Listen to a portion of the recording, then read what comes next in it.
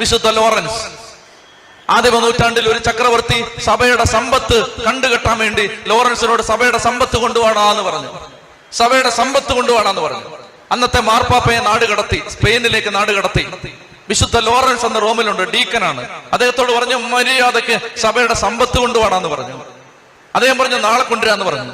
പിറ്റേ ദിവസം വൈകുന്നേരം റോമൻ ചക്രവർത്തിയുടെ കൊട്ടാരമുറ്റത്ത് അന്ധർ, ബധിരർ, മുടന്തർ, തളർവാദ രോഗികൾ, അംഗവൈകല്യമുള്ളവർ, കുഷ്ഠരോഗികൾ, പാവപ്പെട്ടവർ, അനാഥർ, അഗതികൾ, ആയിരക്കണക്കിന് ആളുകളെ കൊട്ടാരത്തിന്റെ മുറ്റത്ത് നിരത്തി നിർത്തിയിട്ട് ലോറൻസ് പറഞ്ഞു, കണ്ടോ ചക്രവർത്തി, കണ്ണു തുറന്ന് കണ്ടോളാൻ പറഞ്ഞു. ദാ സഭയുടെ സമ്പത്ത് മുറ്റത്ത് നിപ്പുണ്ടെന്ന് പറഞ്ഞു.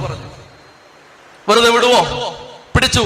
വലിയ ചട്ടി അതിനകത്ത് എണ്ണ ഒഴിച്ച് ചൂടാക്കിയിട്ട് അതിനകത്ത് പിടിച്ചിട്ടു. വലിയ ദോശക്കല്ല് പോലെ വലിയൊരു പാത്രം വെച്ചിട്ട് അത് ചൂടാക്കി പഴിപ്പിച്ചിട്ട് ചുട്ടു. മുഖം കുത്തി കിടക്കുകയാണ്. മുഖം കുത്തി കിടന്ന് പൊള്ളലേൽക്കുകയാണ്. ആയാസപ്പെട്ട് തിരിഞ്ഞിട്ട് പറഞ്ഞു, പകുതി വെന്ത് സാറേ, ഇനി തിരിച്ചിട്ടോ, ബാക്കിയുടെ വേവട്ടെന്ന് പറഞ്ഞു.